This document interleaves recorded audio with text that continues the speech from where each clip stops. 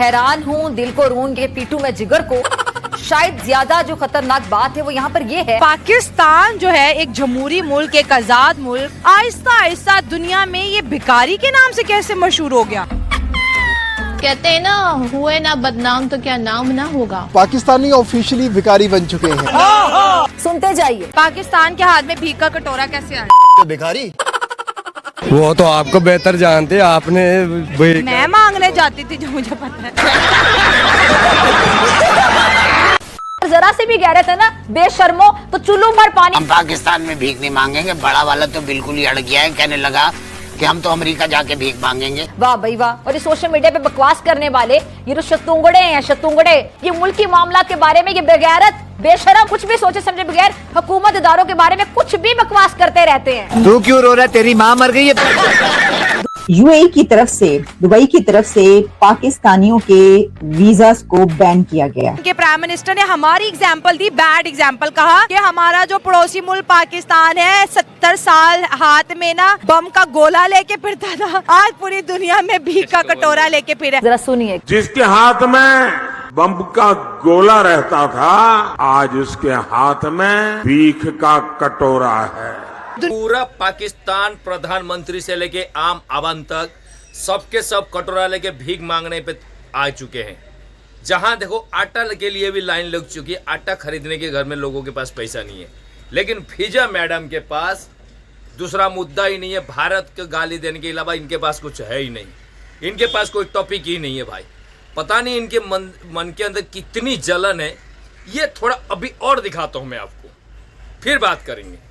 जिसकी अकल पे कहीं के पत्थर पड़ जाए तो फिर वो तो सोचने के बजाय कर गुजरने पर यकीन रखता है, और ऐसे शख्स को अच्छे बुरे की तमीज नहीं रहती। और कहने की बदकिस्मती से इस तरह की एक शख्सियत हमारे पड़ोस में हुक्मरानी की कुर्सी तक जा पहुंची है। यकीनन आप समझ गए होंगे मैं किसकी बात कर रही हूँ, चाय वाले की बात कर रही हूँ। अब इंडिया क्यों आ गया? क्योंकि उनकी यूथ को गवर्नमेंट सपोर्ट करती है और वो आगे चली गई है और टेक्नोलॉजी में आगे। हमारे यहाँ पे करप्शन के जरिए हमारी यूथ की आवाज को दबाया जाता है, जिसकी वजह से हमारे यहाँ पर 75% लोग, हमारी यूथ जो है वो अनपढ़ है। इसीलिए आगे वो ईमानदारी से काम करता है, हम ईमानदारी से काम नहीं करते। हमको कोई मिलावट से अलावा कोई चीज नहीं मिलती। और हम तो कहते हैं हम ईमान वाले, हम ही जज्बे वाले हैं।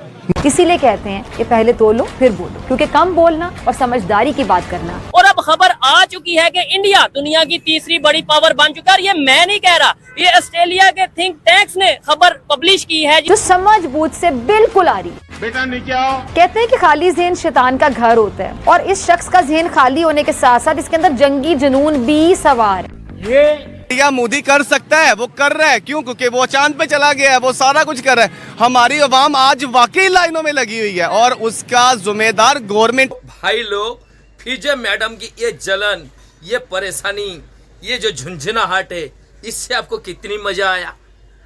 अभी तो रुकिए, अभी ये देखिए फिजा मैडम को कितना परेशान है जरा। लेकिन इसके उल्टा चीजें मैं आपको दिखाऊंगा जो हमारी वीडियो की असली मुद्दा है।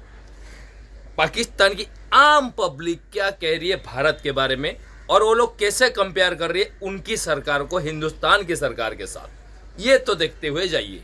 140 करोड़ आवाम का मुल्क है, डॉलर 80 रुपए, आटा 25 रुपए, यूनिट 9 रुपए और 300 रुपया फ्री। इंडिया कैसे अफोर्ड कर पा रहा है? हम तो इंडिया को अपने एटम बम से डराने की कोशिश करते हैं, वो क्यों नहीं डरते? वो कहते हैं हमें तो जो पाकिस्तान जो है वो तो इररेलेवेंट है इंडिया के लिए। जी ऐसा ही है बिल्कुल। जैसे कि हम सुनते हैं कि इंडिया ने ये सब कुछ करवा दिया, ये इंडिया नहीं करवाता, ये सब मिलके करवाते हैं। पहली बात तो रोटी 4 पे सस्ती, बिजली 4 पे महंगी, और ये वो यूनिट महंगा किया है। और ये वो गवर्नमेंट है जो हुकूमत संभालते ही 9 दफा बिजली के रेट बढ़ा चुकी है और फिर बढ़ने जा रहे हैं, और 4 दफा पेट्रोल के रेट बढ़ चुके हैं। इलेक्शन के दिनों में उन्होंने कहा था कि हम 300 यूनिट तो फ्री देंगे। हाँ, तो मिल रहे हैं 300 यूनिट के हमारे खून से निकाल रहे हैं, इन्होंने कहा से फ्री देने हैं।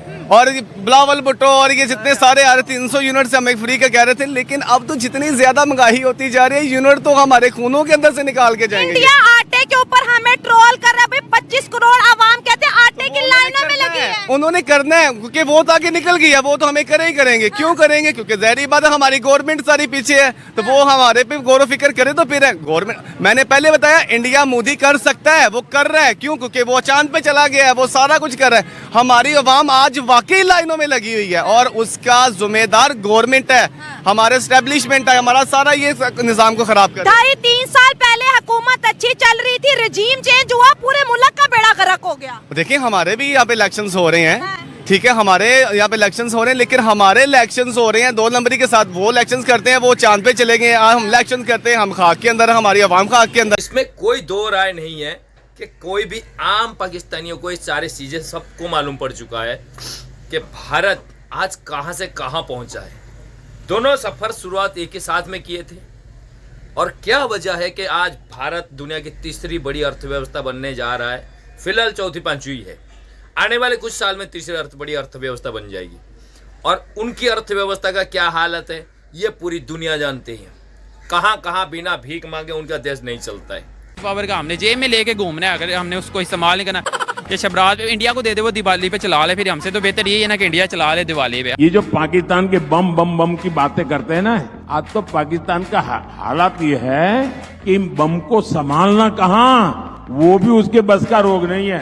अब तो वो बम बेचने के लिए निकले हैं। वो जैसे हमारे जो प्राइम मिनिस्टर हैं अभी जो करंट हैं, ठीक है, तो उन्होंने एक कोटेशन की थी कि तो वो कहते हैं बेगर्स कांट बी चूजर्स है। तो आपने ऐसे पूत को क्यों पाल रखा है? इसमें कोई मतलब कोई गलत बात नहीं है कि हम भिखारी हैं। भिखारी कभी भी अपना इंतखाब जो है ना नहीं कर सकते। दुनिया के अंदर प्रोजेक्ट्स होते हैं अंडर वाटर ट्रेन के, पड़ोसी मुल्क के अंदर बड़े बड़े प्रोजेक्ट्स होते हैं। हमारे मुल्क के अंदर क्या प्रोजेक्ट चल रहा है? रोटी सोलर पे की। मुझे ये बताएं, जो 4 रुपए बच गए, इस 4 रुपए को तो कोई फकीर भी नहीं लेता। इस 4 रुपए के तो जहर की पूड़ी भी नहीं आती। ये 4 रुपए का करना क्या है? ये 4 रुपए सीधा जाएंगे मरियम नवाज के डब्बे के अंदर, वो के खाएगी। सीधी साफ बात कर रहे हैं। देखें वो 4 रुपए अगर हम सारे बहन भाई मिलके देंगे तो वो शायद को 1000 रुपए का सूट खरीद ले। पूरा भारत इसकी लगाई हुई आग में जल रहा है और उस आग को ही कहते हैं शाइन। ये उस जलते हुए भारत को कहते हैं जिसमें आग लगी हुई है, सब कुछ बर्बाद हो रहा है, कहते हैं ये शाइनिंग इंडिया।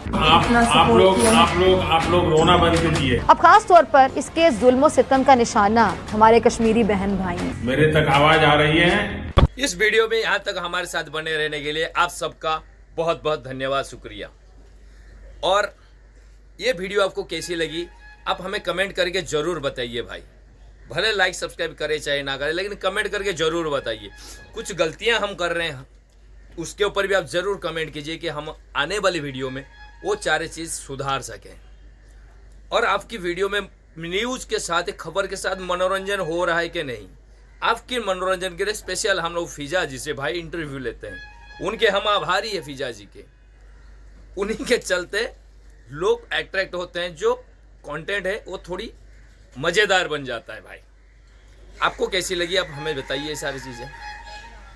आज का डेट में अगर पाकिस्तान और भारत की रिलेशनशिप को देखा जाए तो बोला जाता है, बोला नहीं जाता है, सच है, भारत पूरी तरह से आइसोलेट कर दिया पाकिस्तान को। आज के वीडियो में दोस्तों बस इतना ही था। आपसे मुलाकात होगी फिर नेक्स्ट वीडियो में किसी एक नए मुद्दे के साथ। जब तक अपना ध्यान रखिए। जय हिंद।